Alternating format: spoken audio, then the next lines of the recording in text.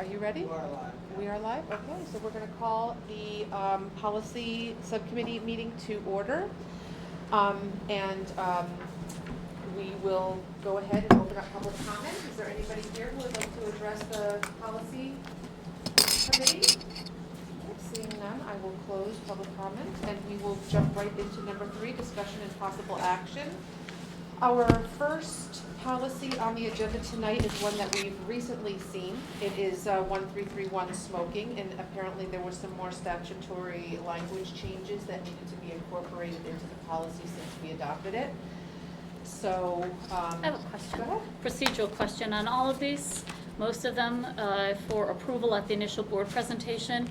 Usually the approval at the initial board presentation that doesn't require the 2 mandatory swipes at the apple is because of just the statutory changes, but I see there's language changes as well on some of this. There are.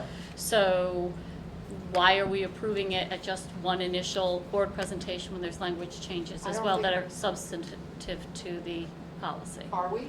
It says on the top, approval at initial board presentation on the top of each policy. I don't know. Well, we'll go through each one, I'm just curious. Well, let's go to 1331 there, right? It looks like 1931 Public Act, right, is the statutory change. Right, but not on all of them, so I'll Oh, take okay. them individually. Yeah, and so, most of these are Right, language changes. that we have to do, however. Right. I don't know if it's so don't we normally, And how do these know fit that if into the it's- if hand, it's- are if these it's- just reposted and on our website after the board meeting? yeah, and updated on our pages as well. Right. But normally, we will forego the 3 initials, if it's the 3 swipes of the apple, if it's time sensitive.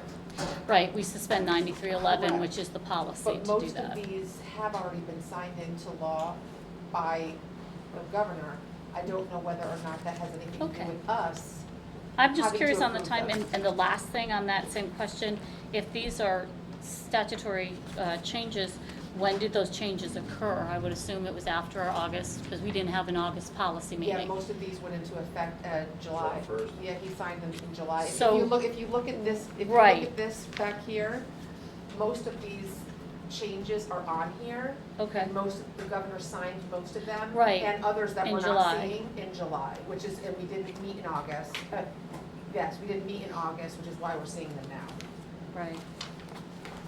I feel like the October meeting, we get this a lot too, right? Well, Just the yeah. tsunami of statutory changes. But what I'm saying is I don't know why we would have to approve it. I think probably because Why the board would have to they're- approve it in September, why couldn't we do it for the 3 months? It's not like it's time sensitive. I mean, we have to make the changes, but. We do. But the language can be changed in various ways, and I do have some questions myself on some of the changes, so why Right, don't we we might as well just go through and them one at a just time. kind of, yeah. Okay, does anybody have any questions on 1331? I do have a question, Dr. Parker. I'm not sure if you can answer this, but I do know. I've seen a lot of childcare centers being brought into our policy, and I know that it's based upon the statutory language, but why do we have to incorporate that into our policy when we aren't a childcare center? So I noticed that on several of the policies related to this, that within childcare centers Right, I has been see that. added. Also. This one and I think the 4118232 smoking. Obviously, this was recommended by the attorney.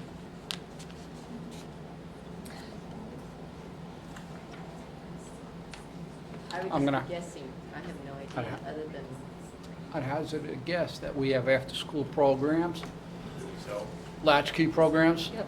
which would be would those considered, still be in school buildings, though? They're run by youth agency. do. They're not run by the school system. The only one that is run by the school system, right, is there a high school, early adult, or early childhood program. program? So I don't know if it's That's true. geared towards that, but the after-school latchkey programs are run by youth agency. They're just using our facilities. So they would fall So- into this situation. Because they're on the policy, or because they're on school grounds? School grounds. School Okay. grounds. Okay. School yeah, 'cause grounds. that's then 4118 there. Right. that's on parameters.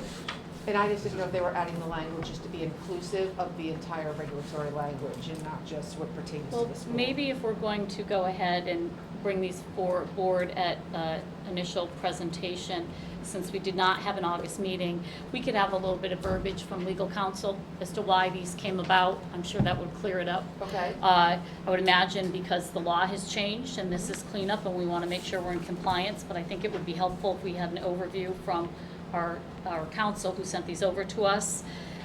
It basically says at the top of them that, this is just changes because of the law, but perhaps they could give us a paragraph as to how this all came about. Okay. If you look at 4118232, it says the prohibition applies both while school's in session and out of Outside of school school hours. Mhm. I'll bet Yep. that is going Sure. to tie into why it says childcare centers. Yep. If somebody tries to designate a gathering of children, even on premise, it's probably a little bit more of a catch-all, given that it's smoking. That's what I'm thinking too, is that it's a catch-all. just I mean, it doesn't apply to Yes, anything that's hurt. not school It doesn't property. hurt, yeah.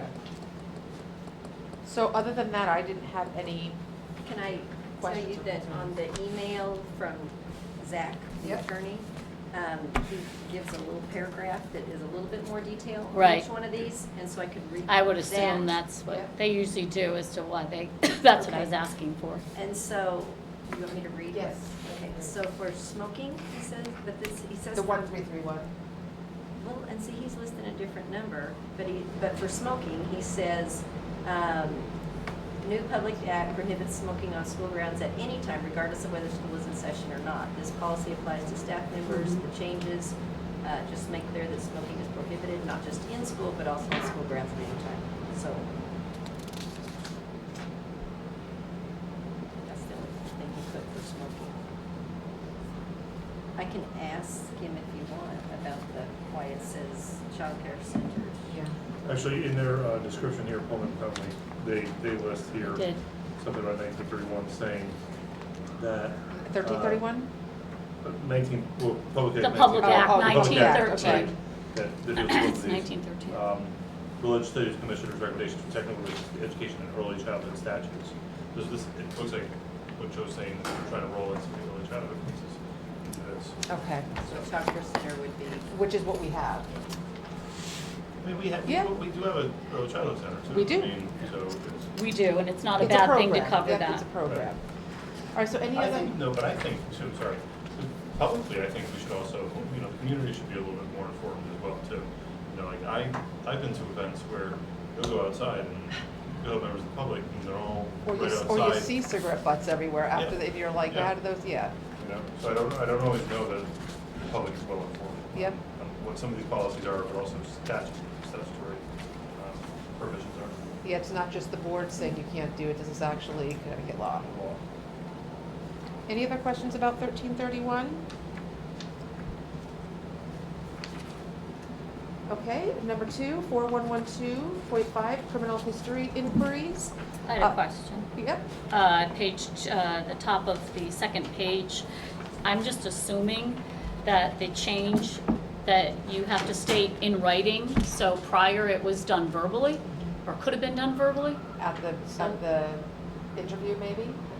and what I know is we do it in writing. Ellie said we're fine with this because we've already been doing it in writing. Right. So Right. But It's now the probably policy is following our protocol, Yeah. but I find that really interesting, very interesting. And you want me to read this paragraph? Yes. It says, a new public act requires that applicants state in writing whether they have been convicted of Mhm. a crime, if there are charges pending against them at the time of the application. Prior law did not require this to be in writing. The Right. new public act also addresses background check procedure for student teachers Right. and service providers who will have direct Yep. contact with students. And they did add a whole section here They did. on student teachers and service providers, so. Who would, just a procedural question then, who then is paying for that, student teachers? Yeah, I don't know. That is a good question, because I know volunteers, the district pays for, but if you're employed by the district, then each employee must pick up that cost. So what about student teachers? Are student teachers paid? No. So does the district pick that up as part of accepting a student teacher? I think so.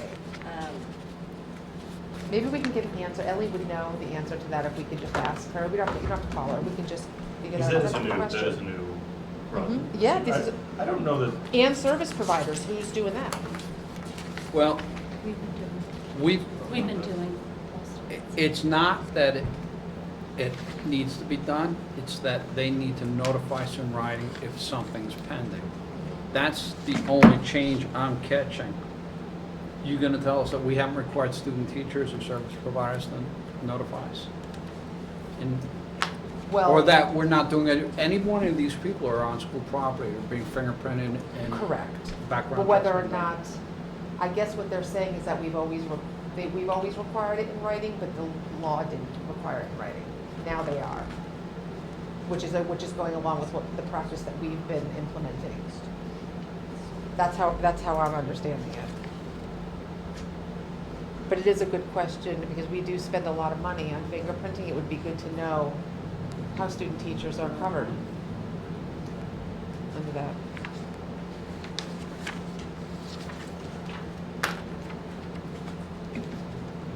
Well, if I, correct me if I'm wrong, Joe, to your question, when you look at 4112.5 on the top of page 3, when you're looking at the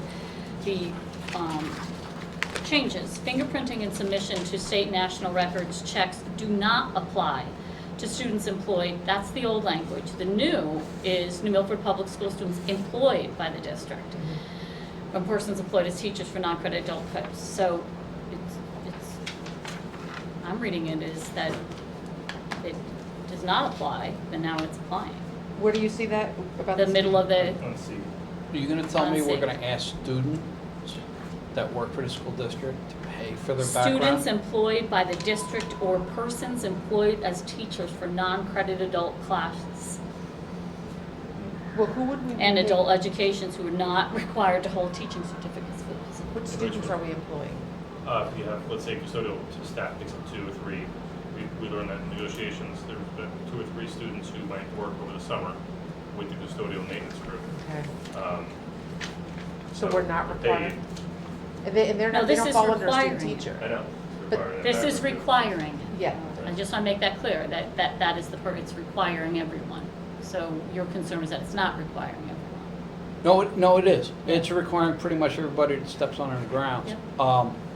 But I'd be hard pressed to ask them to pay for it. That's No, what I think we teachers need do. to find out that. Right, yeah. But also, I mean, this would be for adult ed, non-credit would be like enrichment courses, And this is saying that which I finger, don't think we have done that. Maybe we have. Again, these are maybe questions more procedurally for Ellie, Right, because what has past practice been? that's what I'm. And also, moving forward, to be sure we're compliant with the statute. but this is saying that fingerprinting and submission to state and national record checks do not apply to New Milford Public School students employed by the district or persons employed as teachers for non-credit adult classes. That's right. So it doesn't apply to them, this new law. Fingerprinting and submission to the state national record checks do not Oh, apply. like this- Where am I? Yeah, that's what I did, yeah. Yep. It's do not, that does. So it still does, and that really hasn't changed. Right. They've just added additional language to clarify it. So they still are not, they do not fall Required. under this. You're just, oh, I see. The cross Well, out that's is what I more wanted to clarifying this. discuss. Right. What's crossed out is clarifying in a little more detail. Correct. So Okay. that hasn't changed, it's just been clarified to align with the new language. Not the student teaching thing, I think is different. Yeah, but that would be Yeah. good, that would be a That's good the thing to know. I think it is. Does anybody have any other questions about 4112.5? Um, Any other clarifications we want from Ellie or from legal? We do sometimes have, I know in the past, at least in the districts, we've had paid interns, right? So, like, people might have been doing their student teaching internship. Yes. That might have actually had a stipend attached to it. So maybe that question, because then they become, I mean, student teachers would also be under that umbrella. Yeah, I think so. So maybe that's, I think that probably covers it. Did they call them interns, or were they still called student teachers? Sometimes they call them interns, and they use them as Could be doing an internship or SLP or something. So do we need to clarify that in Right, language? that's what Does I- it need to say student teachers / interns? Should we ask Lee? Well, What's a service provider? Yeah, Is they're that not provider. like an Then- ancillary then- staff? Maybe. Service providers. Anybody, service providers, anyone that comes in contact with a student? Correct, direct contact, yep. Like somebody's doing their internship to be a school psychologist. Yep. Anything else? Before we move on to the 4118.232 smoking, which is pretty much the same as the other. And it ties in the child care facility. Yep, as well.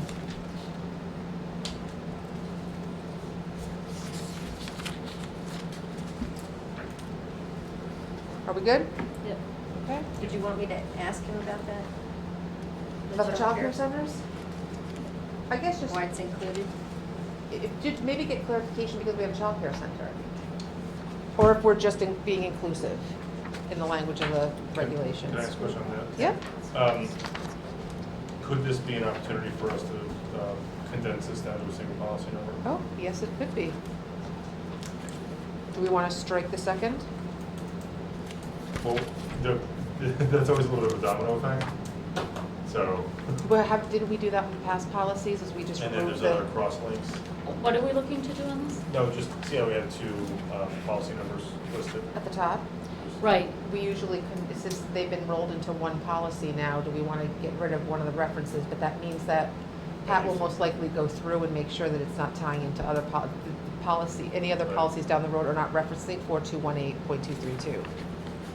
I don't know if it's good. But we did clean that up with the last set. We always do try and condense policies, the less, but, And this was recent, I mean, this was. well, it was first adopted in 2005 and revised in 2014. Right. So that maybe might have been pushed together. I don't know, that was the, I that was think the it's hallmark of valid. my tenure as policy chair. We Good got rid to of one clean. policy number. You got rid of one. If it's, I don't. What do you think, Wendy, what is your feeling on it? I think whenever we can condense policies, as long as, many times as you'll see a policy and it'll be carried out in another policy, you'll see it referenced in another. I Yeah. think that when we can condense them, we should, and we have done that. And I think that she's very good about doing that and Sure. catching it where it's But- referenced. But let's just make sure we can do that. And the other thing you want to try to keep in mind too is like that you're following some standard with like the CADE policy taxonomy, Yep, right? So you're not like totally just going out on your own. At least you tie back to maybe what they were trying I think it's a good to question. CADE. It doesn't It hurt is to a good ask. point. Thank you, Julie. Okay, so we will ask Pat about that. And, okay, now we are on 5114. That is removal, suspension, expulsion. This was interesting to read the top, that the amendment provides that the boards may only expel a student for conduct on campus or at a school-sponsored activity if such conduct violates a public board policy and is seriously disruptive of the educational process or endangers persons or property. They said it's a very subtle but very important change, and so our language needed to address that. And moving forward during these hearings, we're going to have to be very cognizant of following this new policy. It says now, in order to expel a student for conduct on school grounds, the administration will need to prove that the student engaged in conduct that violates the publicized board policy and that it is seriously disruptive of the educational process and endangers persons. Sadly, I think that's interesting. Sadly, unfortunately, if one of the policies that's been violated for expulsion is usually somewhat disruptive, but, this kind of lessens that a little bit. It's interesting. It's interesting that the two prongs, right? Because I talk about Yeah. legal circles, like, Yep. it's not this or that, it's this and And this. that, Yeah. yep, Or that. exactly. And that's how this is written too, there's an Exactly. and or. And if you notice on 5114C. That's why they we're changed splitting everything to this. may. Yeah, we're splitting this, taking suspensions and expulsions and handling them now separately because the law, the way that we handle each is now different. Will is now may. And I did have a question, I actually thought Joe would be able to answer this. Oh. At 5114D. So the removal, suspension, expulsion violate the public policy. There's an or here instead of an and. Is that because we're dealing with suspension and not expulsion? I would venture to say that's true. So suspension is less, it's less regimented maybe than the Correct, I mean, the expulsion. overall concept here is make it more difficult for you to suspend or expel. Yes. It's the overall concept. But I think that or there, right, you're saying between like C 2 and 3? I'm just looking at the very top of the page, the very first one, removal, suspension, expulsion, number 1, violates a publicized policy, they crossed out or code of conduct, and there's an or there instead of an and. And I first circled it, but then I realized that I think that this is just referring to suspension. The C and D is now Expulsion. covering It's a- just the expulsion. It's two-pronged. And that is the and, right there. Oh, because they crossed out expulsion of the core. Right. I see. Yep. And so I don't know, do we need to change the language that header, removal, suspension, expulsion? Do we need to take expulsion off, or this is just covering this whole, this is covering the whole? So, that's the It's title, confusing. that That's- is the header. That's how And we it's thought- just where it thought so. looks placement-wise. Yep. That it's part of the 1, 2, and 3. But where it says students removal, /suspension, splash, expulsion. That's just a header. Okay, because it is under section 3, which they cut out expulsions. They cross out expulsions, and then A now says may instead of will. And then 1, Perhaps 2, it 3. wouldn't be It's as, the running head, it- the students. it would, I can see where it's confusing. Probably just a matter of spacing, an additional space between the header and 1, 2, and 3 would probably ever so slightly Clarify it. clarify it, but that's just a header. Okay. I don't think anybody would get caught up in that. It's like if you go back to the personnel, see how it says criminal history inquiries, Yeah. at the top of every Yeah. page, it's like the running head.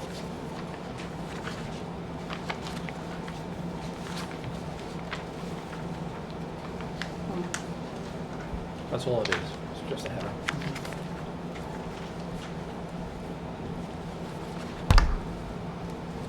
And the new language does clearly say and, on C, violates public policy and seriously disrupts or endangers persons.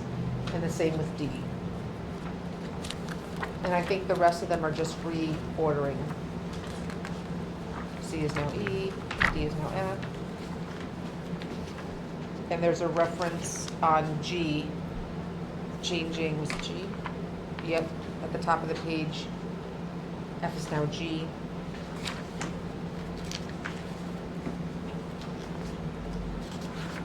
So do we have any other comments or questions or concerns, or we want to check into anything else?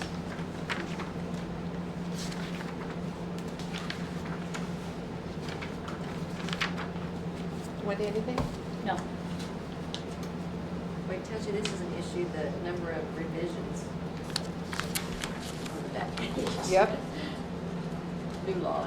And again, this is something that we looked at a year and a half ago as well. So we good to move on? 5118, non-resident students.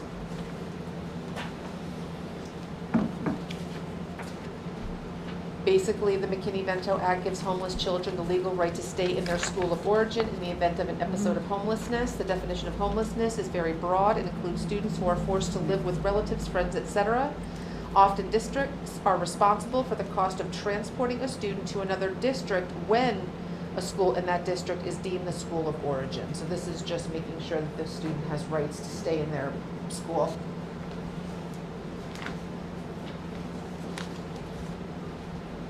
I also see unaccompanied youth Mm-hmm. who's new, Yep.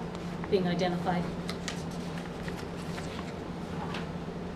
I do have a cleanup, and that is on 5118B, because we added a whole other number, 3, a student currently enrolled in the 12th grade wishes to complete his or her education in the district. We need to take out the or, just put the semicolon. The or should be moved at the end of bullet number, or item number 4.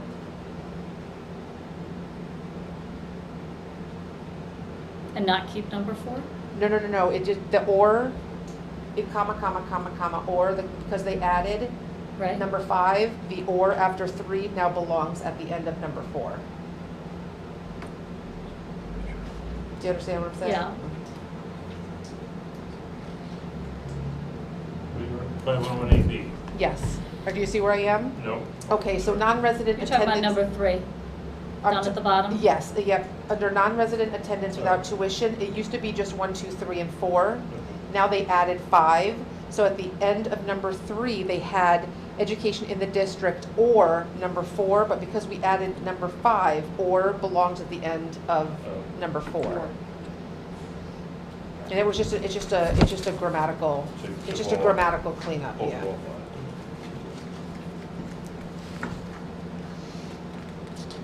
So, and you're right, Wendy, they added the unaccompanied youth all throughout the document. And they identify the term. The term Correct. unaccompanied youth includes a homeless child or youth not in the physical custody of a parent or guardian. Yep. So they identify that language. Yep.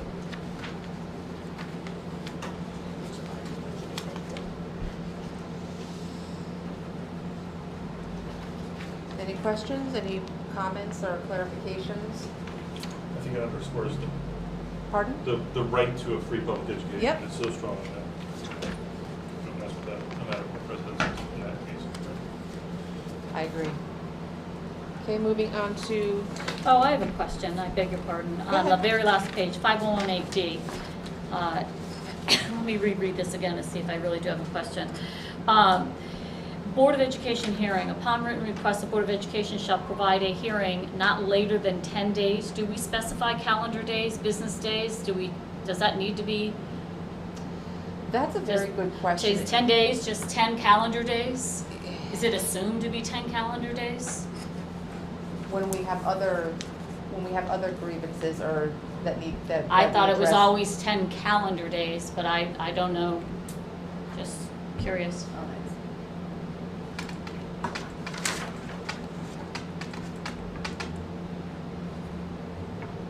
Okay. So we'll get clarification on that. There's a lot of 10 days in there too. There Yeah. is. Usually It's pretty open. It Request, is. 10 days after the appeal. I'm sure there's a simple Hearing. answer. Okay, 5118.1. Homeless students. So again, we're talking about the McKinney-Vento Act gives homeless children the right to stay in their school of origin, yada, yada, yada. It's the same exact thing. So this is this the regulation? This is the regulation, right? What's that? This, or is this just This is another a policy that ties policy. into it? This is a policy. Okay. It just has a different, like, sometimes it's kind of under the same guy. So it is under the 5118, but it's .1, so Right. it's just specifically talking about homeless students. Right.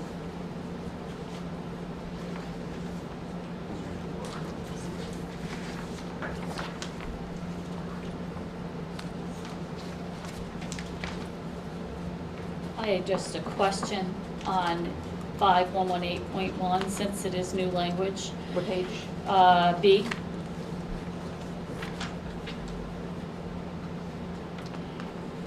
Is there a time frame on that hearing if a child is denied school accommodations? Which one? Where are you At the down very page? bottom of 5118.1B. Mhm.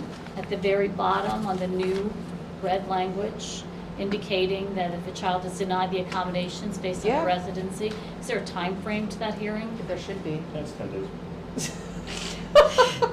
No, but I mean, to that Calendar point- days, Jason? Right, Yeah, but can to we- that we point, should does that ask that. language, We does should- the language for the hearing here also need to live Right. here? But if it does, I Or- think it should be specific I anyway. think it should be clear.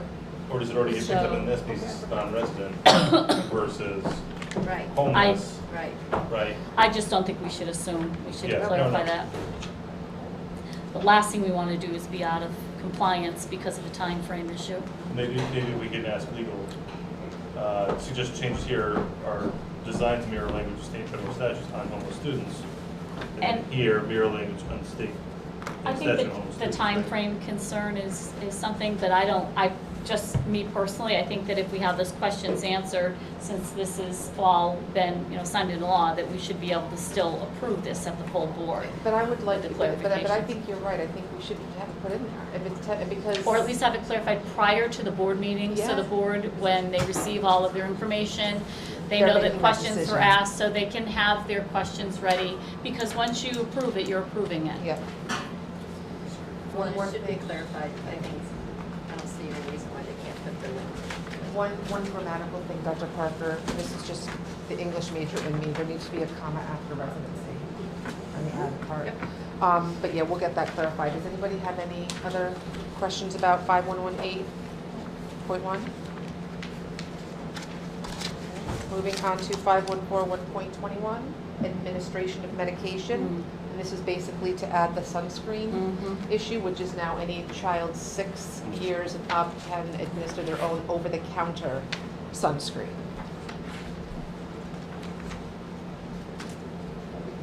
And it really just touches C. Right. And I will say that since this has been signed into law, over the summer, they sent paperwork home to parents to have them completed, and they also sent it out this fall because that was one of the papers that needed to be filled out for each school. That will be on file in the nurse's office.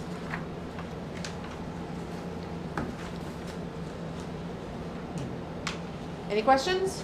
Nope. Okay, moving on to 6111, school calendar. So basically, Board of Education can set a firm graduation date prior to the start of the school year, as long as the scheduled graduation date comes no earlier than the 180th day of Right. school. And I do believe that this year, or this 2020, June of 2020, school ends on a Thursday or a Friday, but graduation isn't until the following, or the next Saturday. So there's a full, at least 5 days of snow days built in before graduation. Have we set we've set a preliminary graduation date, right? On the calendar. Yeah, right? As far as I know. Well, I know it's what the calendar This is a says. change, no? You what? This is a change, It is a change, right? rather than April School 1. is on Yeah. June Yeah. 12th. Right?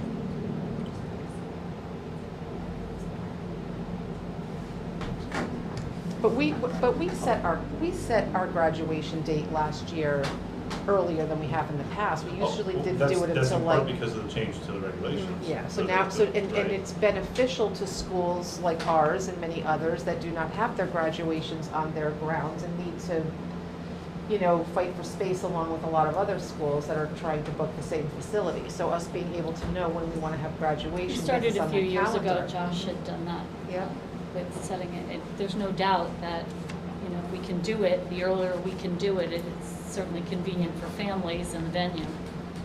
So here's a question. You ready for this? yep. If we were as a board to set the calendar a year in advance, 2 years, and 3 years in advance, does that mean we could then lock down our graduation dates? If the O'Neill Center would be booking out that far. To our which, own, so I mean, yeah, like, yeah. If they would so be long as booking it's out at that far. 180. Actually, Greg Shagru and I want to form a committee to start planning where we can schedule a calendar a year in advance at least. Yeah. So we can work through these issues. So Right. that's on our list of things to do. Okay. All right. I would assume the O'Neill Center wouldn't let you book out 3 years because God knows what would be happening You in can the at least book building. a year, I would hope. But We you at least can book book a year. Right. But the board doesn't approve the calendar, it's just provided to us. Try to make the True. end. Well, there are some boards that do, and just note that. I know. Some do 3 years out, and like, if you do that, then you could really lock down all the graduation dates, so long as it's at 180 or greater. What is our graduation date this year? The 20th, our last day is the 12th without a snow day. And I think it's the 20th, is the 20th graduation, For freshmen. the day before Father's Day? For freshmen. Yeah. And that would give a full week of snow before, I don't know if we said that yet.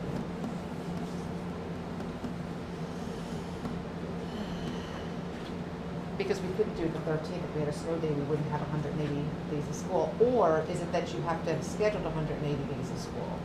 Do you have to have actually completed 180 days of school, or that you have to send it No, after the you? adopted school calendar. Okay, so if you went over because of weather, you're still okay because it was part of your adoption, okay. So any other questions on 6111? Okay, the next two policies are for review. 1700, possession of firearms on school property prohibited. Haven't we looked at this like so many times in the last year? Yes, but Traffic have. enforcement officers. traffic enforcement officers, Mhm. They need to be doing their duty.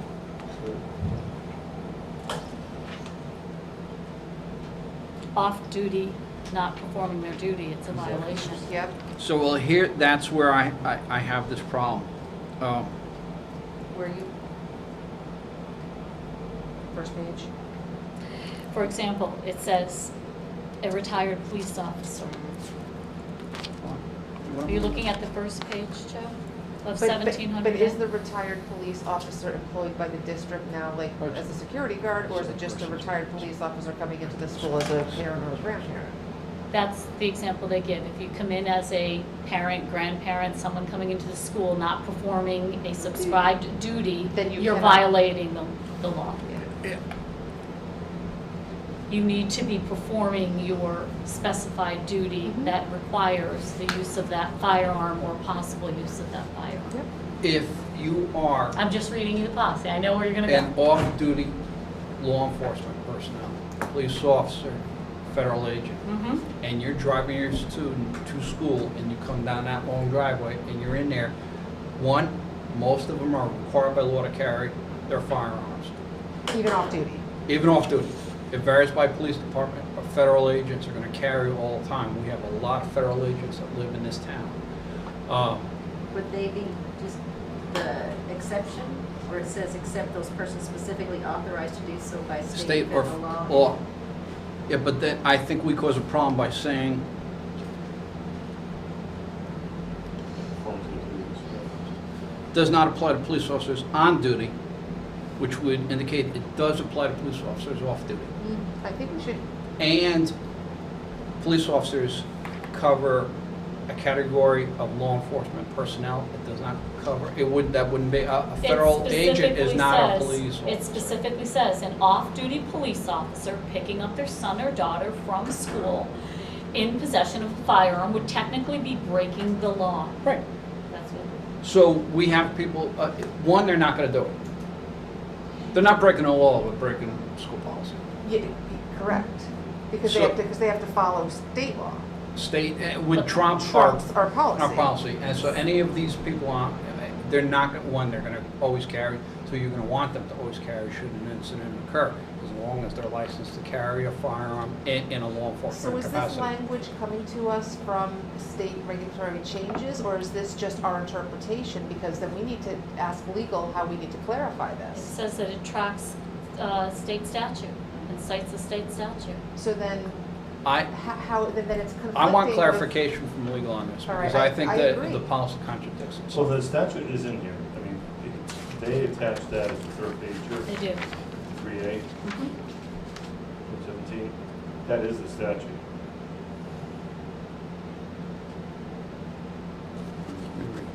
Revised 2019.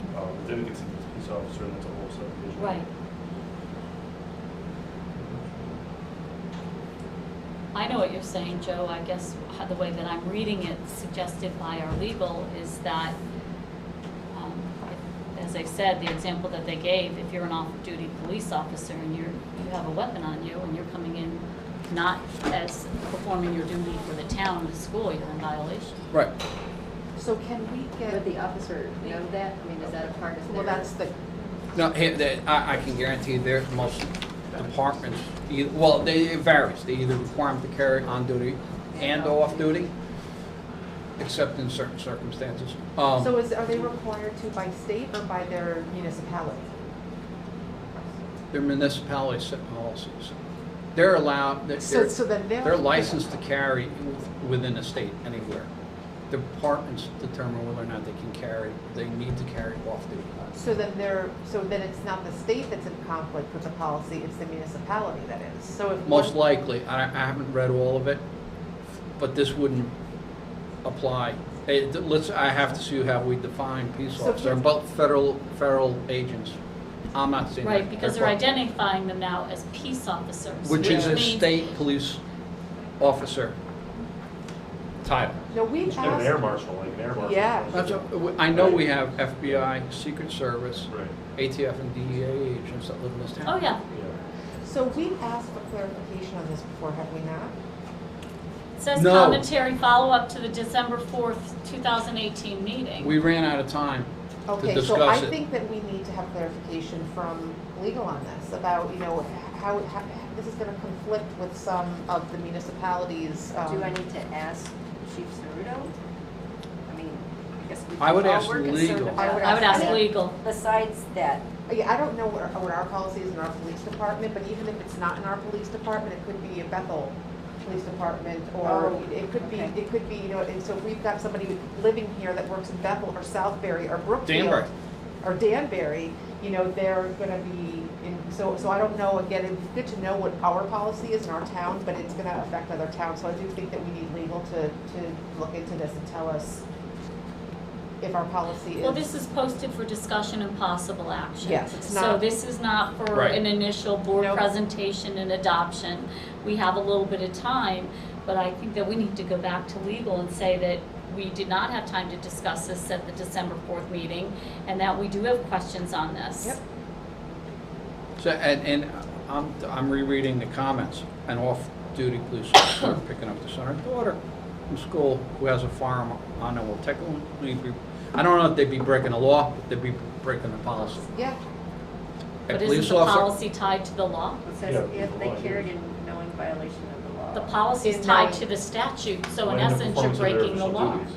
The police officers carry off duty. Right, I The know, law allows I them know to. what you're saying, but you're saying that it's a violation of our School policy, and our policy is tied to state statute. Yeah, there's definitely some confusion here. And we didn't discuss, I wanted to bring We this did up. not We discuss ran this. out of time that night. Right. but this is a good conversation for us to have, absolutely, because we have talked about this before. So we will do that, okay, we'll get Okay. clarification from It's legal. an issue too, like. I know, I if keep, it's- the it's a Class traverse, D felony, and we're gonna say like these police officers, police officers, federal agents are now convicted, committing felonies by. See, when their municipality is telling them they have to carry, Well, no, that's no, I the know, problem, no, I I mean, understand the conflict. yeah, so I agree. It's classified as Class D felony. All right, we have about 3 minutes to. But those, we're not necessarily that's. that's just for Follow-up. discussion. Yep. 1,800 animals on school property, which is mostly covering service animals, Mhm. not emotional support animals. I think it is very interesting that miniature horses now are falling under, when I read this, I just couldn't believe it. And it's actually in our policy already. It's not something that was added. So I'm thinking that could tear apart the floor of your buildings really quick. I own horses, I know. But I have a question about this only from a standpoint of allergies. And I'm looking at you, Laura, because I know this has a lot to do with you. If there are service animals like dogs that are in our buildings, what do we do with students who have severe allergies to dogs? How do we? Where is it? So, and if there's damage to the property from a Right. miniature horse, it's the responsibility of the owner, and they also have to maintain taking the animal outside. And it has to be clean up after housebroken. it. It has to be A horse has to be housebroken. housebroken. If there's severe allergies on the premises, the principal is the person who signs off first. So they have to do an evaluation of the allergies in that classroom, the allergens in the building, Yeah. how it affect kids before that authorization is. All right, so we are looking at these It's people all with part of it. allergies Yes, and that. it's all It's part all, of it. it's pretty spelled out. Do we Yes. have service animals in our buildings? No, Okay. not right now, but I did feel like this was an opportunity for you to talk about therapy dogs, and I just want to bring it to you. I'd love to hear you. say. Yeah, we have our Effective School Solutions, which is at our middle school right now. It's a therapeutic program we funded from Northville last year, we brought to the middle school.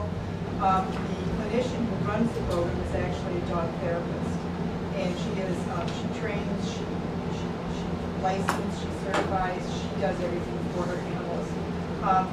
originally, she wanted to bring it to Scanticook, and under, some scrutiny by Dr. Parker, I think they realized that we can't do this unless we go through some steps. So we had heard that there was an ordinance by the town that prohibited animals in public buildings. So I did talk There's a to sign the right mayor. on our door. I talked with the mayor's office, and they said that that ordinance, and it isn't an ordinance, it's actually a policy, does not pertain to, this is from their attorney, does not pertain to buildings that the school district School owns. use.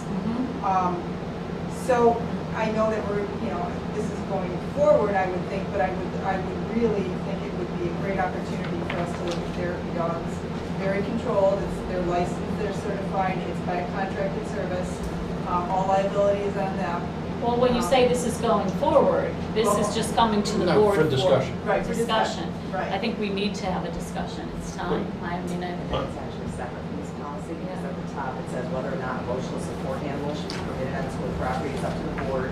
There's no legal requirement. That's right. That such animals be allowed and no prohibition against it. Right. However, in making a decision on this issue, the board should be mindful of possible Yeah. Yeah. liability Yeah. concerns and the potential for opening up Pandora's box Oh, for all yeah. sorts of emotional support animals. Right. Yes.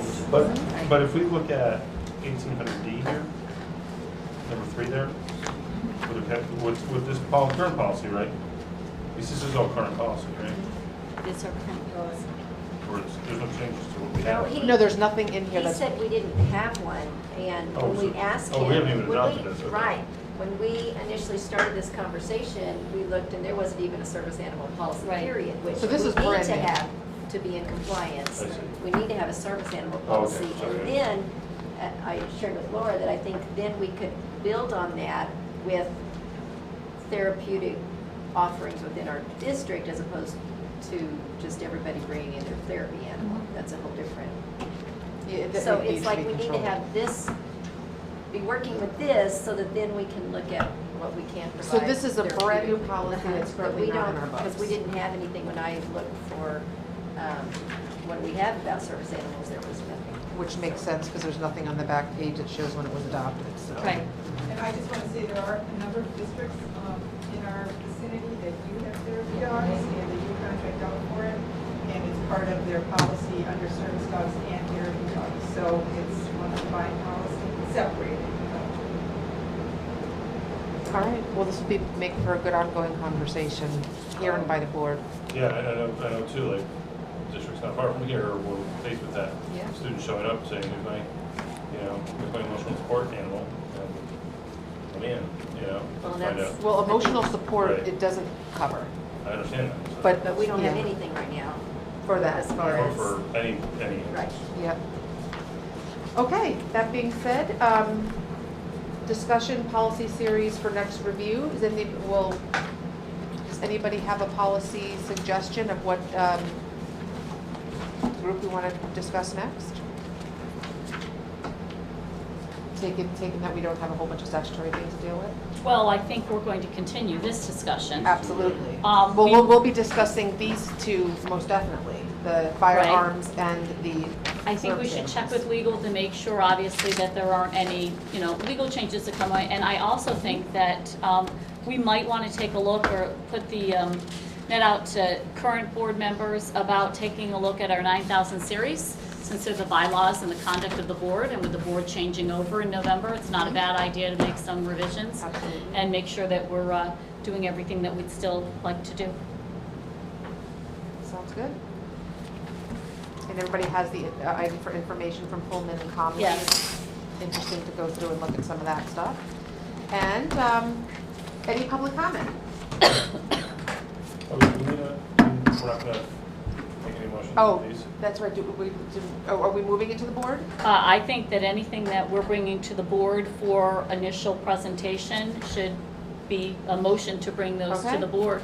Would anybody like to make a motion to bring policies? We can do it in a consent motion, list them all. Okay. Because we didn't have an issue bringing those forward, just getting some clarification. So the motion, I'll make the motion to bring the recommended initial board approval policies as stated per the agenda to the board for discussion and possible action. I'll second. All in favor? Unanimous? All right, and can I have a motion to adjourn? So moved. Second. Okay, thank you, everybody. Thank you. Your That was first- exciting.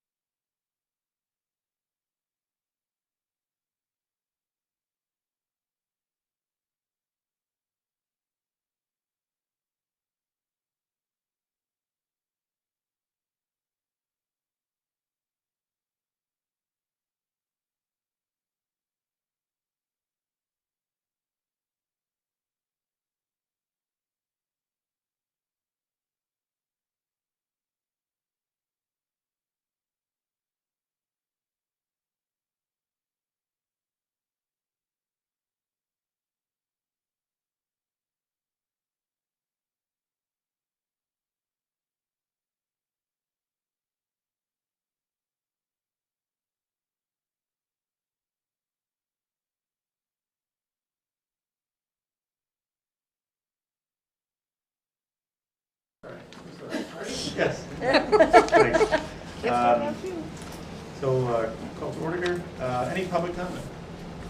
Okay, seeing none. Keep looking at you. We can improvise here, and we're going to vamp as long as we can. Yes, that's what we're gonna do. So, what I will say is, for tonight's agenda, you'll see we've got, and these are in your board packets from last week, right? A couple weeks ago.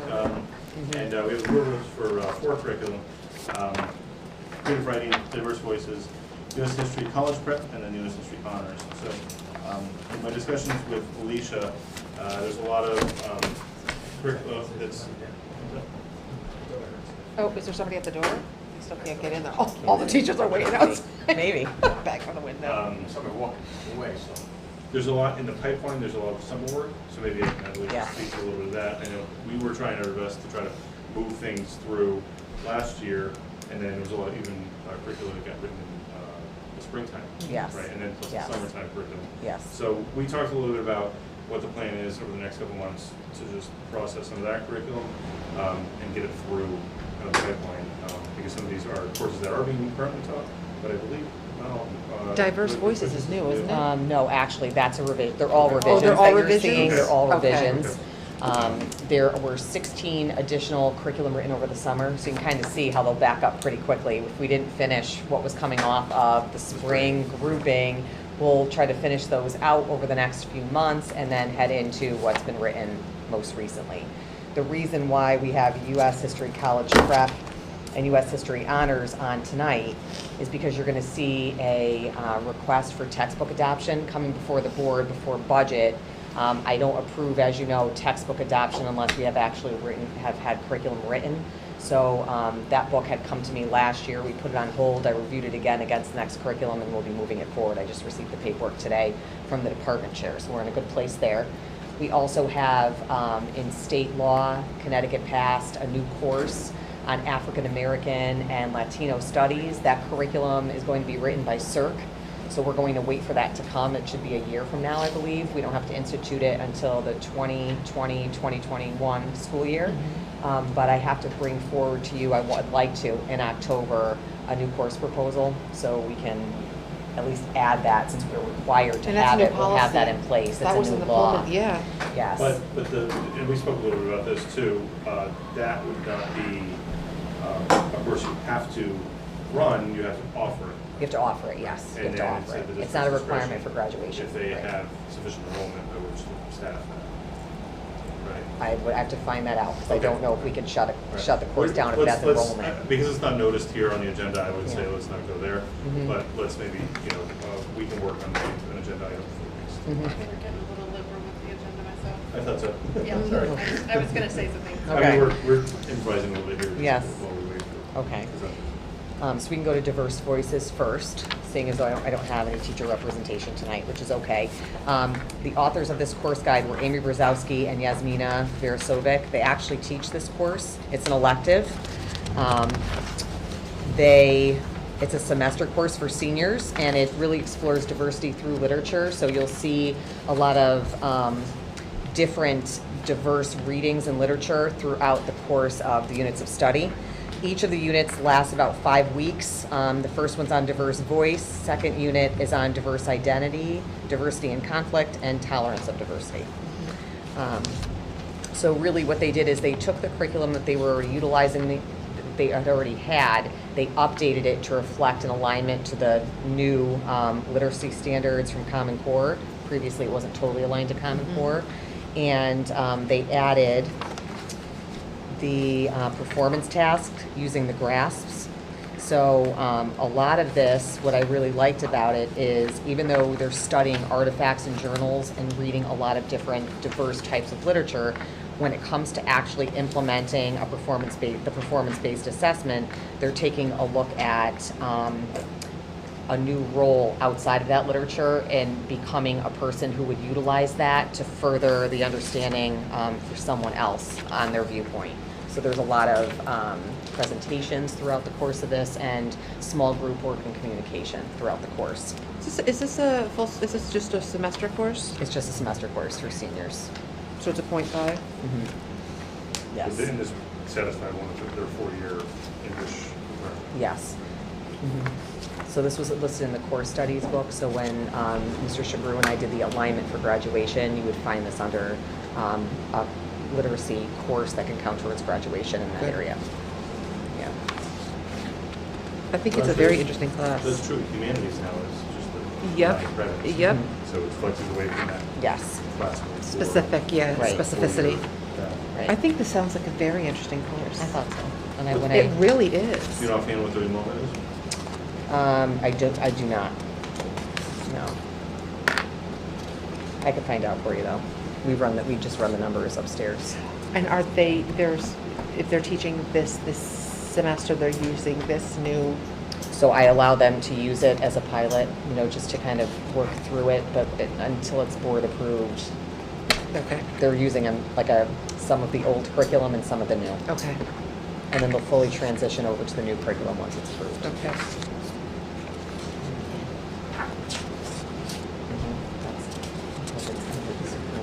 I know.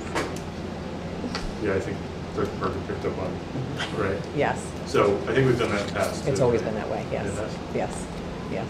What's that? That the interim it's written. superintendent, it's when it's written, yes. Yeah, Not when it's approved. Correct, Oh, correct. yeah, so it's often, always, all of our titles are usually Just the incorrect. date on the front. Yep. But here would be my concern with that. If we take a look at that same page, it's the board that's approving it, Mm-hmm. but it's not the board when it was written.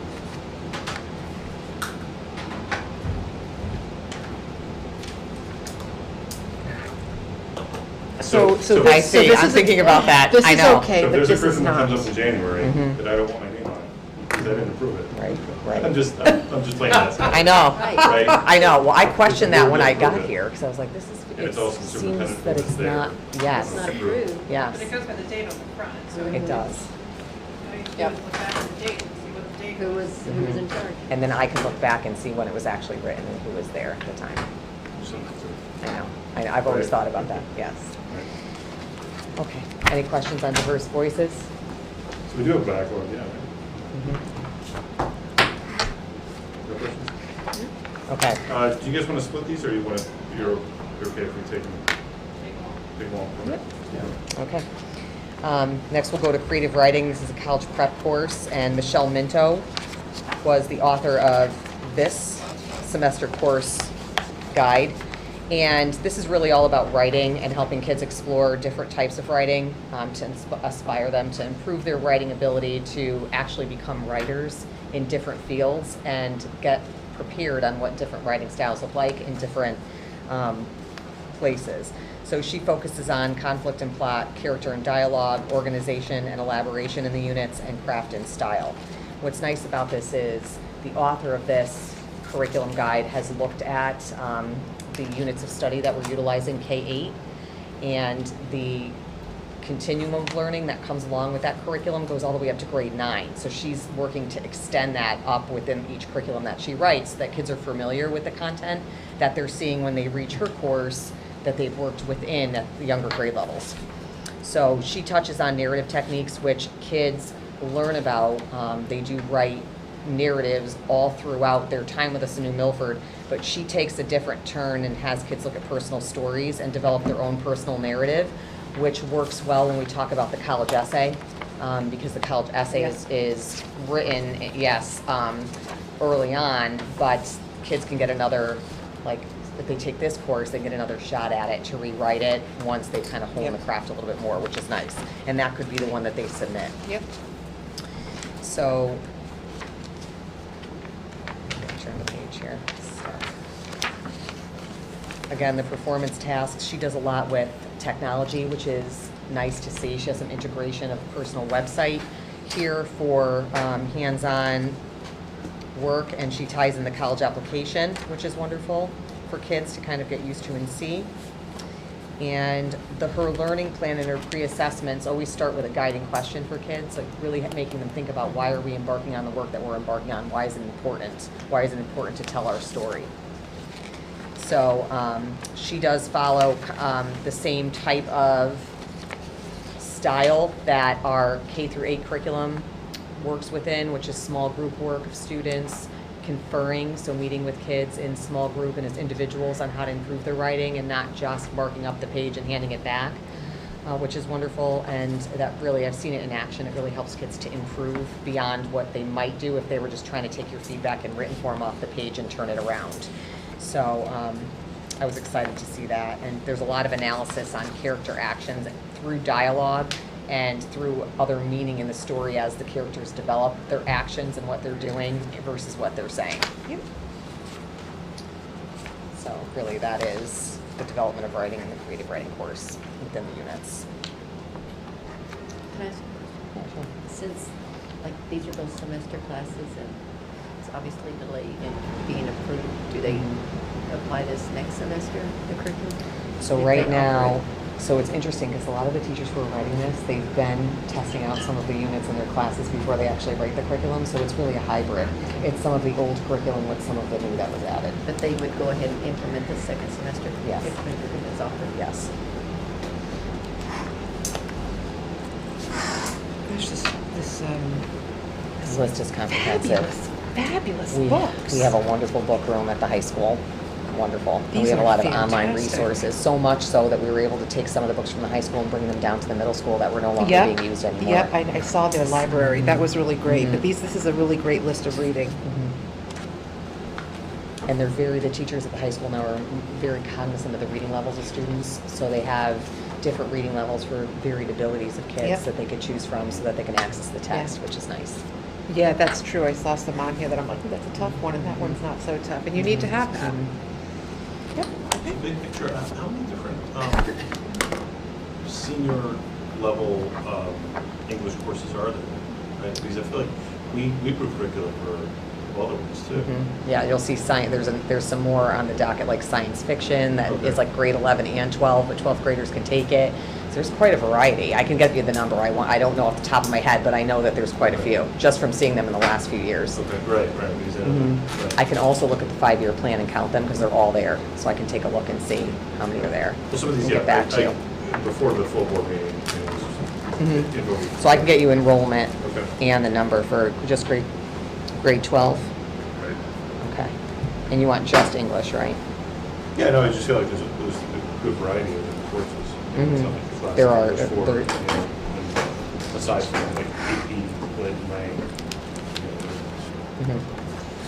Agreed. Okay, and then we can look at U.S. history and U.S. history college prep almost side by side. Okay. So these two course guides were written by Travis Swim and Chuck Lynch. They wrote them both collectively. I always ask that if a teacher is going to write honors, that they take on college prep at the same time, just so that I can see the difference and so you can see the differences between college prep and honors. We went back and forth a few times because at first the differences weren't really noticeable. But you can see I had them rewrite in the extensions for honors, so that should be much more noticeable about the comprehensiveness of honors versus college prep. And these are full credit, I'm seeing. from These the are, weeks. yes. And U.S. history is a required course as part of the humanities grouping for credit from the state of Connecticut. That's why that textbook, when I looked at it from, like, how does it complement what's here in terms of primary source documents, because that really is how history is being taught now. So this really is the study of history through various lenses. It's aligned to the Connecticut history standards, the C3 framework. We're slowly making our way through each of the social studies courses and aligning them there. So the C3 framework just makes sure that you're looking through each of these units of study, the topics, through the lenses of history of the region, culture, geography, the economics of the region, and the political influence, to see how that has had an effect on history itself. So each of the units of study, you can see here, there's quite a long list. They dedicate about 3 to 4 weeks for each unit of study.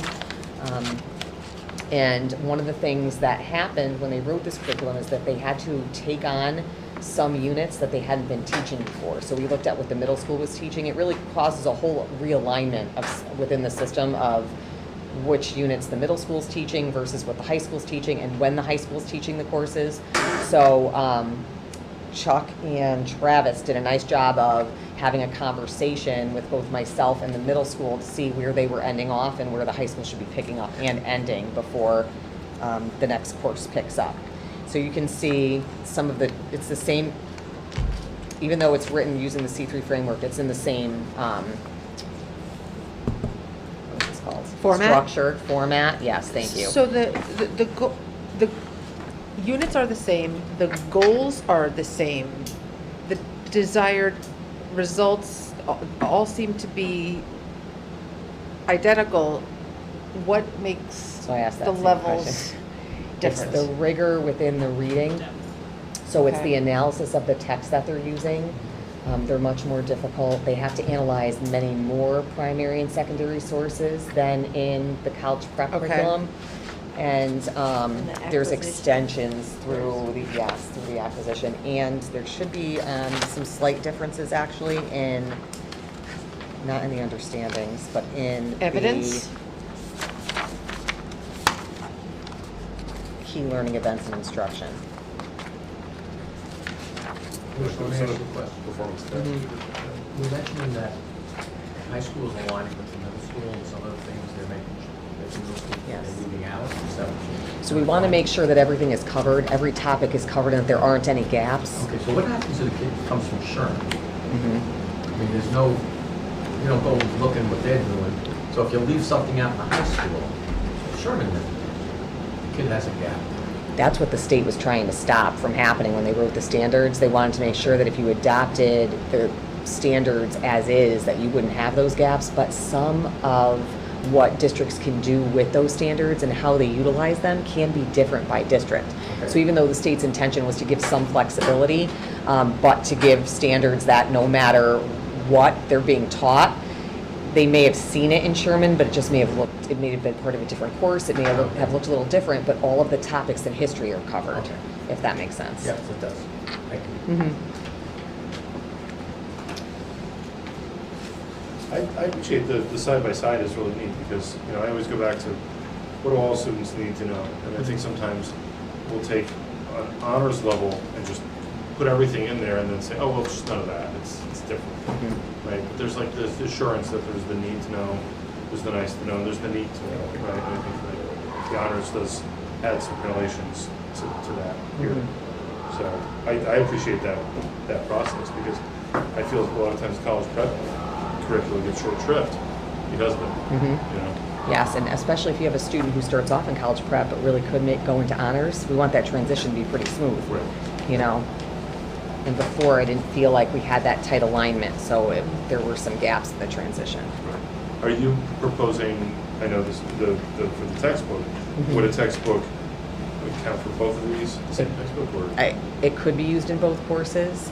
I think what in the honors course, it'll be more about pulling some of the content out of it to use the primary and secondary source documents, Right. where in college prep, it would be more of the meat of the text. But I'll bring that to you because we're still looking at the cost and all of that, so I'll bring that when I bring the adoption.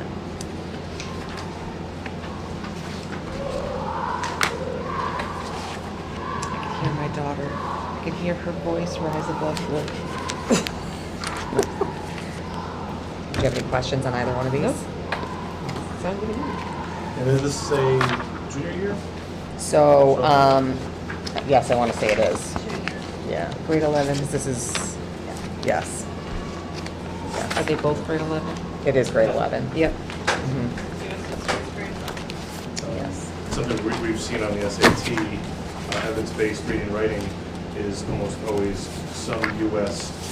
primary source document has been making its way into the school day SAT in March. So it's good to have, especially juniors, have the provision to dig into those. It's nice to start early and have them see it. Definitely. Okay. Any questions? No? Oh, this is a record. I think so. Right? This is a record. Can I ask why it's so delayed? Why it's so what? Like, why we didn't do this since it was February? Is that normal? So that they can't be, I mean, that they would already be using the curriculum right now? So Or we is that were, just process? it's just because we had so many that were, it's a good problem to have. We had so many that were written in the previous time span that we were getting through those before we got through these. So do we have others? Like, We do.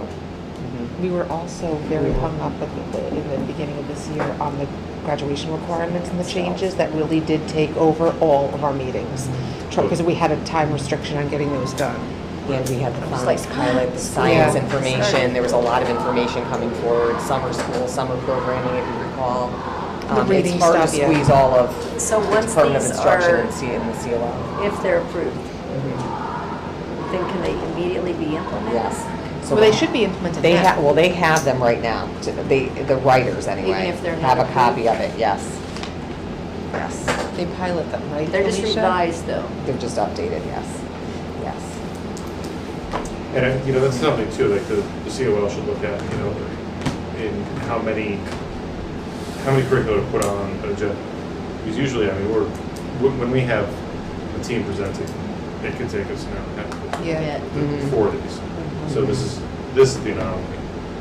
We have. So just looking to be cognizant of that, but moving forward, that would be a different process for consent Yes. agenda. Gonna do it. I mean, I bet. I don't really think we need the full team to present, especially a Yeah, but, revisement. I mean, that's my opinion. If it's a new course, perhaps, but, I mean, first of all, I've lived and died by these courses. I've been preaching through the high school, so we've taken AP, US History, we've taken every level of US History from AP to college prep. So, for me, I know all about it, but I think if it's a revised course, I don't really think we need to waste, in my opinion, the time to have those people drag them out, have them present. It's a revised course.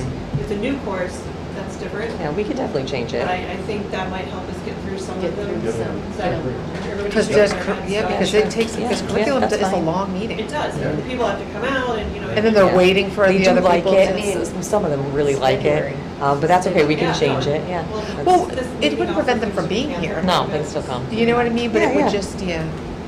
Well, the other thing to consider too, are we also, I'm just thinking procedurally, do we hold payment until they're approved? I can't, so basically Right, so they're already I paid hold for the payment until work. they're approved by me.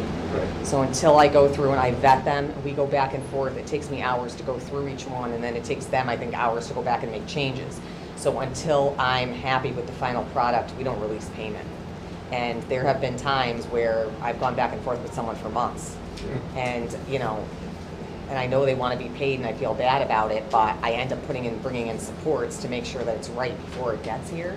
Because I ultimately don't want to put a curriculum that I don't feel is as good as it could be in front of kids. And it's not intentional, but sometimes it's just you didn't get enough out of it. You need a little bit more than what the training gave you maybe because it was your first time. And so that lends itself to something more.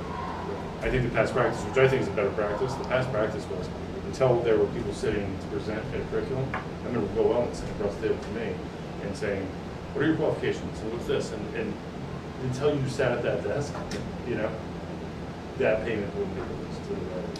So that could be there's nothing in policy about that. Our That's only just been issue practice.